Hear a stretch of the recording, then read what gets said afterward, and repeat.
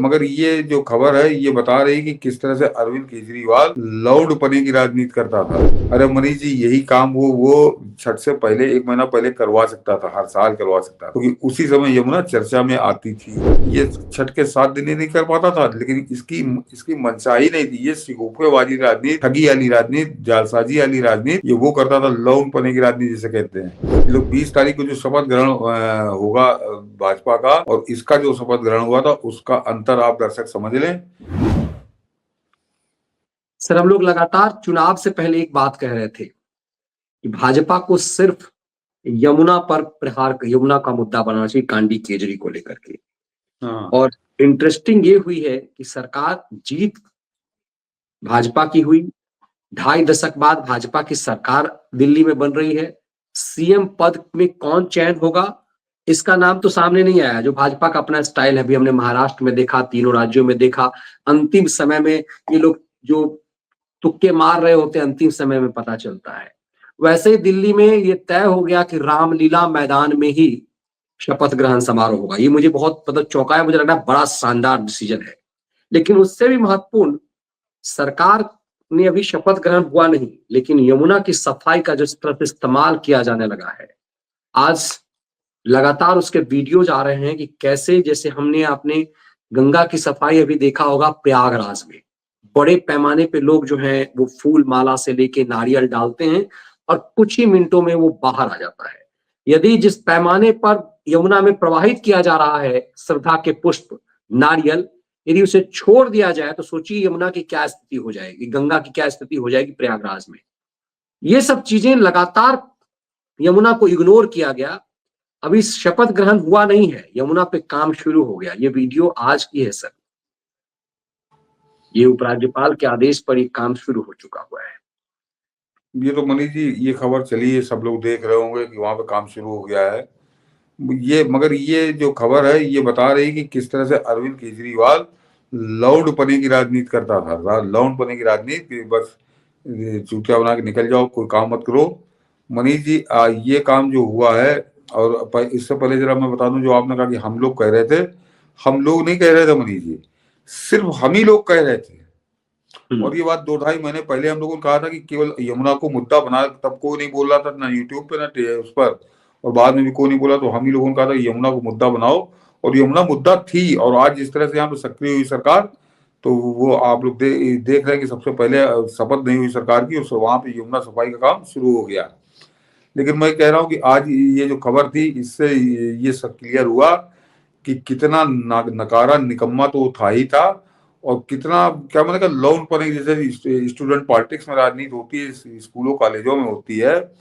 मनीष जी, जो यमुना हमेशा चर्चा में आई, तो याद करिए कि जब छठ आती तब यमुना की चर्चा हो रही थी। पिछले 10 साल से कहानी थी कि छठ के समय जब वो बड़े बड़े हम लोग देखते थे, वो झाग वहां तैर रहा है, और तैरते हुए झाग में महिलाएं वहां पर पूजा कर रही हैं, तब 3, 4, 5 दिन 7 दिन जो है वो यमुना चर्चा में रहती थी। उसके बाद ये न्यूज चैनल वाले भी कंबल ओढ़ के सो जाते थे विज्ञापन का, और बात खत्म हो जाती थी। तो केजरीवाल को ये समझ में नहीं आया। अरे मनीष जी, यही काम वो छठ से पहले 1 महीना पहले करवा सकता था, हर साल करवा सकता था, क्योंकि उसी समय यमुना चर्चा में आती थी। उससे पहले, उसके अलावा कोई चर्चा, दिल्ली भाजपा तो खैर छोड़ दीजिए, उसकी क्या बात करूं, तो केवल वो यमुना वाला मामला था, उसको छुपा नहीं पाता था। तो ऐसे ही 4 मशीनें लगाकर 22 किलोमीटर का दायरा था, और वो जहां होता है तो ये स्वच्छ यमुना कर सकता था। और कैसे कर सकता था वो दिखा रहे योगी आदित्यनाथ, कि जहां 50 करोड़ लोग स्नान कर चुके, वहां मनीष जी वाटर प्योरीफायर लगे, आपने नहाया होगा, आपने देखा होगा कैसा कैसा पानी के नीचे नीचे दिखाई देता है, नीचे दिखाई देता है। और वो पक्षी जो उड़ रहे हैं, उनको कुछ कहते हैं, मैं भूल रहा हूँ उनका, वो पक्षी, हाँ, साइबेरियन पक्षी, वो भी आपको वहां पे बड़ी संख्या में उड़ते नजर आ रहे हैं। तो पानी जब स्वच्छ होता है तभी वो आते हैं। तो योगी आदित्यनाथ ने 50 करोड़ लोगों को नहला दिया वहां पर, और बिल्कुल स्वच्छ पानी।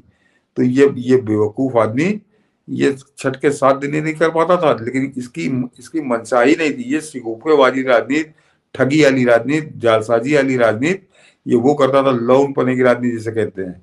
और आज यहाँ पर जो अच्छा लगा देखकर, जो भाजपा ने वहां शुरुआत की है, और 3 साल के अंदर प्रधानमंत्री मोदी ने 3 साल का समय मांगा है, तो 3 साल बाद मनीष जी यमुना देखने लायक होगी दिल्ली की।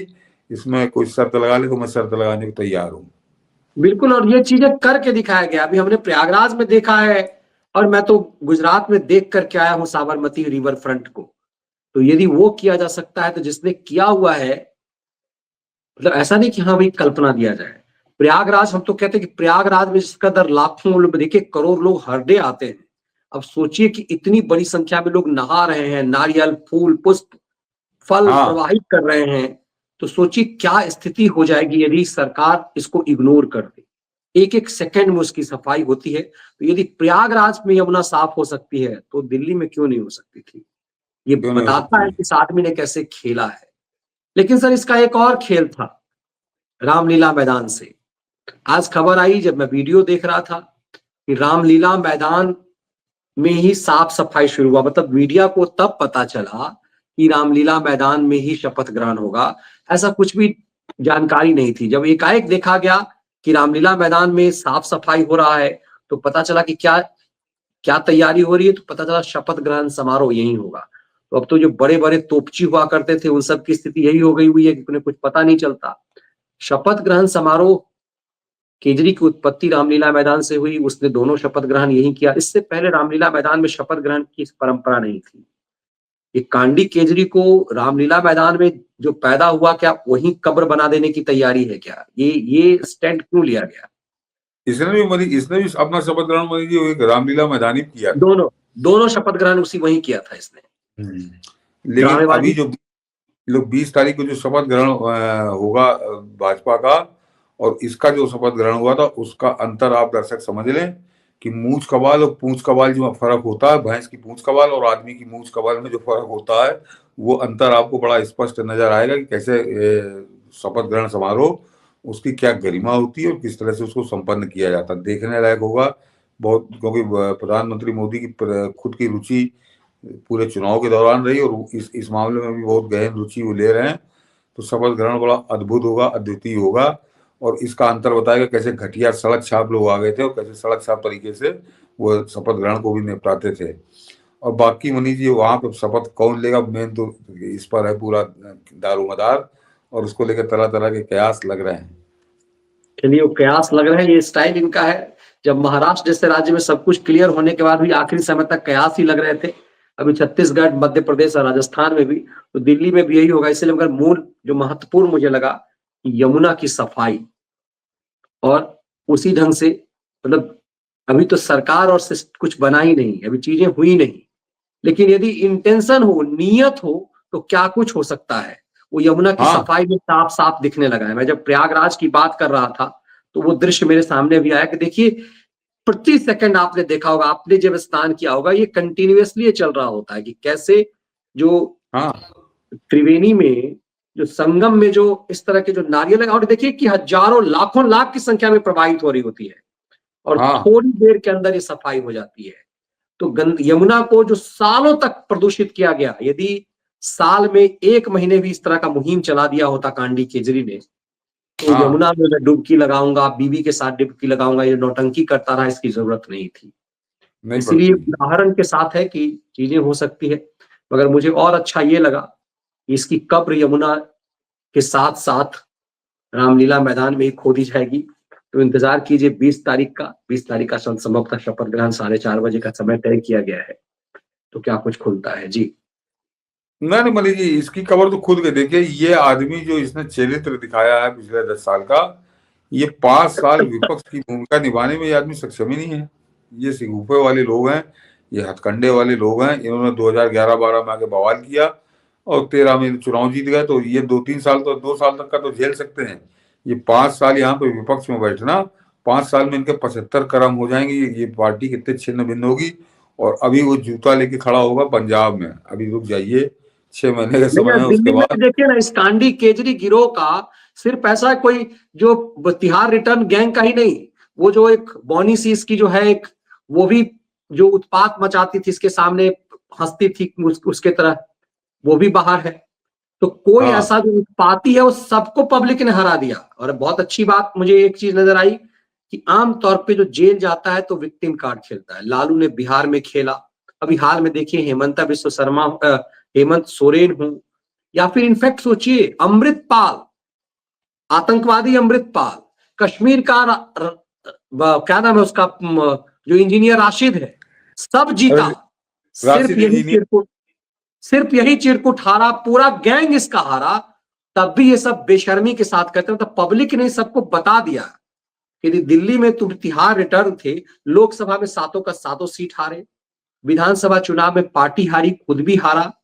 और दूसरी तरफ देखिए कि जितने लोग जेल से चुनाव लड़े हैं, मैक्सिमम लोग जीत गए हैं। आमतौर पर इस देश में ऐसा होता है। ये कितना घृणा का पात्र इस देश में हो चुका है, इन लोगों को अभी तक समझ में नहीं आता। और मुझे तो लगता है सर, ये जो भी 22 सीट है, आप उस दिन आप भी कह रहे थे, सिर्फ तुष्टीकरण के वोट के कारण है। हाँ, ये 22 के 22 सीट, इसका वोटर कोई नहीं है, सिर्फ तुष्टीकरण का वोट इसका है नहीं।